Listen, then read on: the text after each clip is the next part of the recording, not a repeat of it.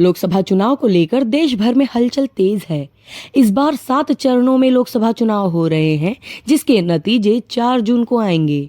इससे पहले हम आपको वीआईपी सीटों के बारे में जानकारी दे रहे हैं।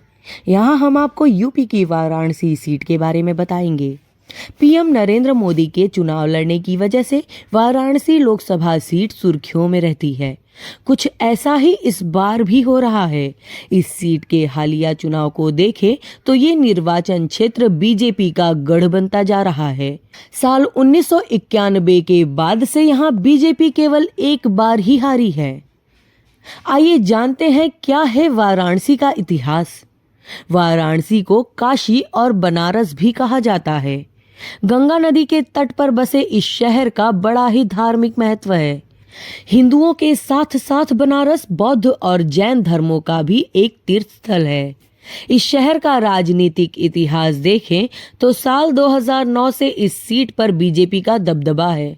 साल 2014 से यहाँ पर पीएम मोदी चुनाव लड़ते आ रहे हैं।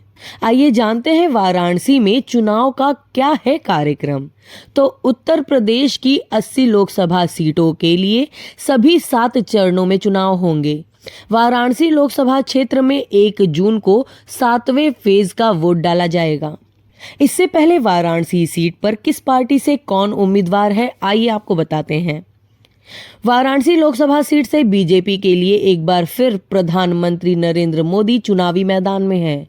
उन्हें इंडिया गठबंधन के उम्मीदवार कांग्रेस के प्रदेश अध्यक्ष अजय राय चुनौती दे रहे हैं। इसके अलावा अखिल भारतीय हिंदू महासभा के किन्नर महामंडेश्वर हिमांगी सखी को यहां से टिकट दिया गया है। पिछले लोकसभा चुनाव के रिजल्ट की बात करें तो लोकसभा चुनाव 2019 में वाराणसी सीट पर बीजेपी के नरेंद्र मोदी ने 6,74,664 वोट हासिल किए थे, जबकि समाजवादी पार्टी की शालिनी यादव के पक्ष में 1,95,159 वोट पड़े थे। नरेंद्र मोदी ने 4,79,505 के भारी अंतर से जीत हासिल की। कांग्रेस के अजय राय तीसरे स्थान पर रहे थे। वाराणसी लोकसभा सीट के समीकरण की बात करें तो यहाँ पर 18.54 लाख वोटर हैं, जिसमें 10.27 लाख पुरुष और 8.29 लाख महिला वोटर्स हैं। यहाँ ब्राह्मण, भूमिहार, वैश्य, कुर्मी वोटर्स बड़ी संख्या में हैं।